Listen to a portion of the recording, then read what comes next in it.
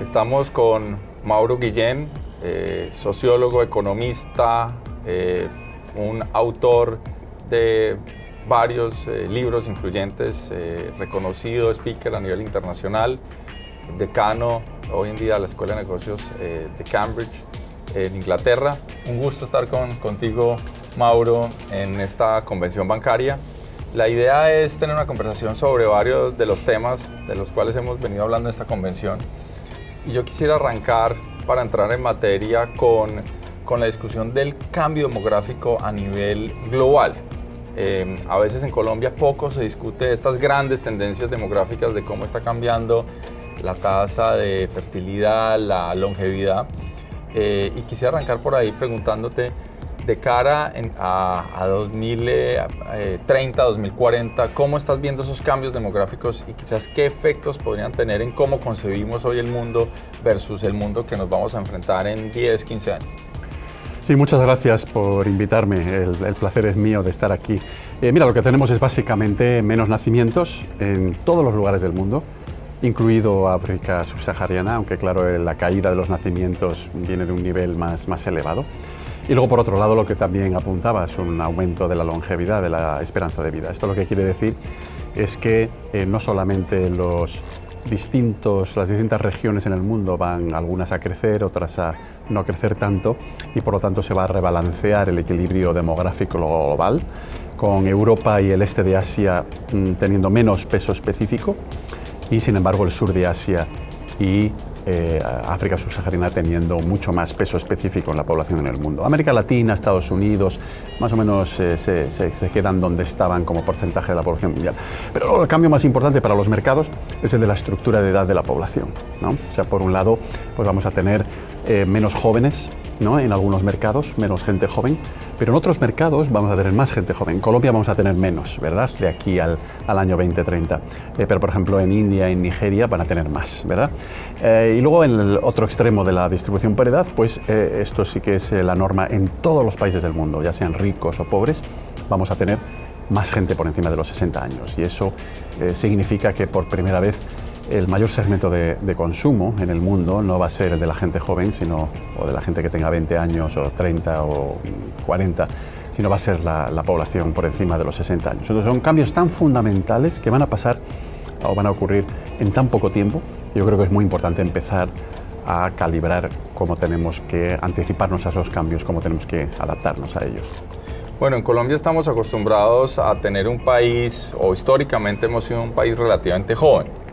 De hecho, estamos todavía experimentando lo que se conoce en la literatura como el bono demográfico, porque pues tenemos una estructura donde todavía la población joven es mayor, pero de cara a esos cambios demográficos que tú estás anticipando a nivel global, pero que también estamos viendo en Colombia con pues, menos nacimientos y más longevidad, quizás cómo puede cambiar esa estructura demográfica en Colombia, ¿qué repercusiones puede tener para la economía colombiana y quizás para el entorno de los negocios en el país? Sí, Colombia es un país bastante peculiar, ¿no? Desde el punto de vista demográfico, porque dentro de los mercados emergentes los nacimientos han caído más que en el país medio emergente, pero por otro lado la longevidad ha aumentado mucho más también que el país medio emergente. Entonces esto lo que significa es, como bien decías, que Colombia está en una situación ahora en la que la mayor parte de la población tiene 30, 40, 50 años. Eso es bueno, eso puede dar lugar a un bono, a un dividendo demográfico, siempre y cuando se haga lo que hay que hacer, ¿no? Lo que hay que hacer es empezar a cuidar ya la transición, porque inevitablemente, con la caída de los nacimientos, Colombia tendrá dentro de 20, de 30 años una población mucho más envejecida. Es decir, que si no se aprovecha ahora esta oportunidad, en un momento en el cual Colombia tiene mucha gente en edad de trabajar, pero relativamente hablando poca gente que mantener de menos de 15 años y de más de 60 o de 65. Es una oportunidad de oro, yo creo, que para la economía colombiana. Pero claro, hay que invertir en esa gente joven para que esté preparada para los puestos de trabajo de la economía del siglo XXI, que es sobre todo una economía del conocimiento. Y por otro lado, hay que empezar a planificar cómo se va a abordar el problema de tener dentro de 20 o 30 años pues una proporción muy importante de la población por encima de los 60, de los 65. De momento eso no es el problema de Colombia, pero lo será pronto y por lo tanto creo que es muy importante anticiparse a esos cambios. Otro aspecto que mencionabas en tu charla de plenaria, que es bien interesante, es el efecto o la recomposición que ha tenido el mercado laboral con la entrada de las mujeres a la fuerza laboral, de tal manera que ahora las mujeres, pues, digamos, tienen unos ingresos importantes. ¿Cómo se ve esa evolución a nivel global de esa entrada de la mujer en el mercado laboral de manera más clara, la acumulación de sus activos, las decisiones financieras en cabeza de las mujeres, versus quizás un mundo que ya no existe, donde había una marginalización de un segmento muy importante de la población, ¿no? No, efectivamente, yo creo que es uno de los cambios fundamentales que ya hemos visto en los últimos años y que se va a acelerar. Es decir, es una situación en la cual, progresivamente las mujeres van a llegar a estar casi equiparadas con los varones. Todavía hay discriminación, eso no se puede negar. Pero lo importante es que cada vez las mujeres acumulan más riqueza, ¿no? Porque tienen su propio trabajo, tienen su propia carrera, ganan su propio dinero, lo ahorran, invierten. Y esto al final lo que produce es una situación, como decías, que es insólita, ¿no? Porque estábamos acostumbrados a una economía en la cual el 70, el 80, el 90% de la riqueza o de los patrimonios estaba en manos de varones, ¿no? Y ahora esto ha cambiado. Y la cuestión es, evidentemente, que hay diferencias fundamentales en términos de cómo las mujeres y los hombres por término medio manejan su dinero, las decisiones que toman y cómo toman esas decisiones.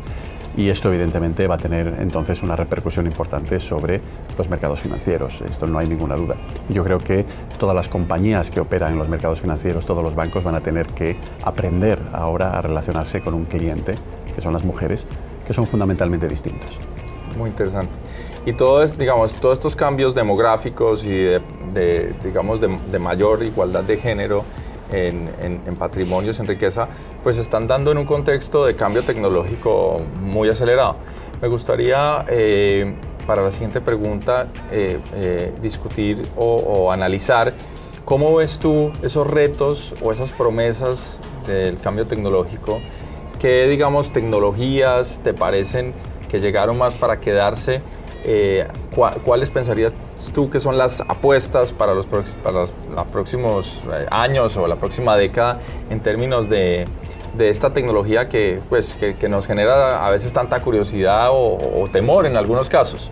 Bueno, yo creo que llevamos ya muchos años en los cuales hemos visto algunas tecnologías con un impacto muy grande sobre la economía y sobre nuestras vidas, ¿no? La robótica, más recientemente la inteligencia artificial, el Big Data, todas estas cosas. Yo creo que de cara a los próximos años, personalmente creo que hay que observar tres tecnologías muy de cerca, porque creo que van a tener un impacto muy fuerte, ¿no? Una de ellas son las nanotecnologías, que es la manipulación de la materia, ¿no? Y de los materiales. Por ejemplo, el conseguir material textil para la ropa, ¿no? Para la confección, pues que sea más duradero, que tenga ciertas propiedades térmicas, que sea más fácil de fabricar, menos costoso, y también que tenga otras ventajas, como por ejemplo más durabilidad, ¿no? Como sabes, el sector de la confección es uno de los principales contribuyentes al cambio climático, ¿no? Uno de los tres principales contribuyentes. Entonces yo creo que estas nuevas tecnologías que permiten obtener materiales más baratos, más medioambientalmente más favorables, y sobre todo más duraderos, pues pueden tener un impacto muy importante. Una segunda tecnología que creo que va a revolucionar el mundo es la impresión en 3 dimensiones. Ha mejorado mucho, todavía tiene largo recorrido, pero creo que puede revolucionar las cadenas de suministro, creo que puede revolucionar las manufacturas, creo que pueden sobre todo tener un impacto muy grande en ciertos sectores de la economía, como el sector de salud. Piensa, por ejemplo, en las piezas dentales, ¿no? O en injertos que necesiten instalar los médicos en el cuerpo de un paciente. La impresión en 3 dimensiones yo creo que va a tener ahí un impacto bastante importante. Y bueno, por último es blockchain, ¿no? Blockchain, esta tecnología de tratamiento de la información, es un registro impermutable que permite que distintas participantes en un mercado, por el lado de los compradores, por el lado de los vendedores, intermediarios, etcétera, pues podrán interactuar de una manera mucho más eficiente de lo que hemos visto en el pasado. Claro, todas estas tecnologías, el último apunte que quiero hacer, que creo que es muy importante, pueden tener un impacto sobre la gente, sobre el mercado de trabajo. Va a haber inevitablemente gente que perderá su puesto de trabajo a raíz de estas tecnologías, de la implementación de estas tecnologías. Pero yo creo que los incentivos por parte de las empresas, de los consumidores para emplearlas van a ser tan fuertes que es algo que no se puede parar, ¿no? Por lo tanto, creo que también tenemos que adaptarnos a ello. Perfecto. Y ya para terminar, una de las aplicaciones más conocidas y quizás más comentadas de la tecnología blockchain son las criptomonedas, que en los últimos años han aparecido en Colombia, incluso pues han generado mucha curiosidad, mucha demanda, si se quiere, por entender cómo funcionan y qué implicaciones pueden tener. ¿Tú cómo ves de cara nuevamente a un horizonte de 10, 15 años el desarrollo de estas criptomonedas, su papel como medio de pago vis a vis la tradicional fuente, digamos, de intercambio que han sido las monedas emitidas por los bancos centrales? ¿Cómo ves tú esa interacción y ese posible desarrollo de este tema que ha generado tanta curiosidad? Yo creo que es muy positivo el que haya habido tanta inversión y tanto desarrollo de las criptomonedas, porque eso lo que hace es introducir un elemento de innovación en el sistema. Claramente los sistemas de pagos y de cobros, el sistema financiero tiene muchas ineficiencias en muchos lugares del mundo y por lo tanto yo creo que cualquier iniciativa que suponga una innovación debe ser bienvenida. Ahora, soy un poco escéptico con respecto a la posibilidad de que las criptomonedas se conviertan en el medio de pago dominante. En parte porque tienen un valor de cambio que fluctúa mucho, de una manera muy acusada.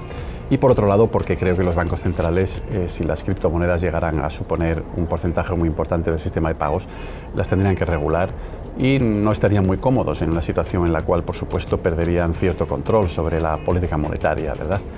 A raíz de ese desarrollo.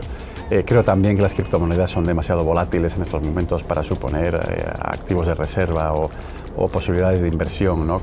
Una nueva clase de inversión que pueda resultar atractiva no solamente a los inversores más arriesgados, sino a los inversores que miran a largo plazo, por ejemplo, a una persona que quiere invertir su fondo de pensiones, ¿no? Para que tenga un cierto rendimiento antes de la jubilación.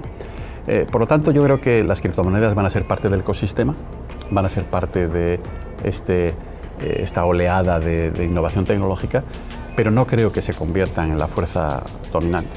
Dicho esto, yo firmemente creo en otros desarrollos que se fundamentan en las tecnologías que subyacen a las criptomonedas, como puede ser blockchain, por ejemplo Web3, el metaverso, y sobre todo las fichas digitales, ¿no? Las digital tokens, las fichas digitales, que combinan contratos inteligentes con títulos de propiedad, con incentivos para que la gente haga, por ejemplo, se comporte de una manera que sea ambientalmente favorable, para reducir, por ejemplo, el calentamiento global, ¿no? Que ahorre energía, etcétera. Y también que incorporen estas fichas digitales criptomoneda, ¿por qué no? Pero lo veo más bien como una solución un poquito más amplia a una serie de problemas y sobre todo al problema de la ineficiencia o de las ineficiencias, de los elevados costes y de los retrasos que tenemos en todo tipo de transacciones, por ejemplo, las que involucran el traslado del título de propiedad de una persona a otra persona sobre una cosa o sobre un activo. Yo creo que ahí estas fichas digitales operacionalizadas sobre algún tipo de blockchain tienen un potencial realmente espectacular, ¿no? En los próximos 5 o 10 años. Perfecto. Bueno, Mauro, muchísimas gracias por tu tiempo, por esta entrevista. Recomiendo a las personas que vean este video seguirte y tus libros, que realmente pues van en manera más amplia de todos estos temas fascinantes de los cuales hemos hablado. Y bueno, hasta una próxima oportunidad. Muy invitado a Colombia para otro nuevo encuentro con investigaciones económicas de Coffee Colombiano. Hasta luego. Muchísimas gracias por invitarme otra vez.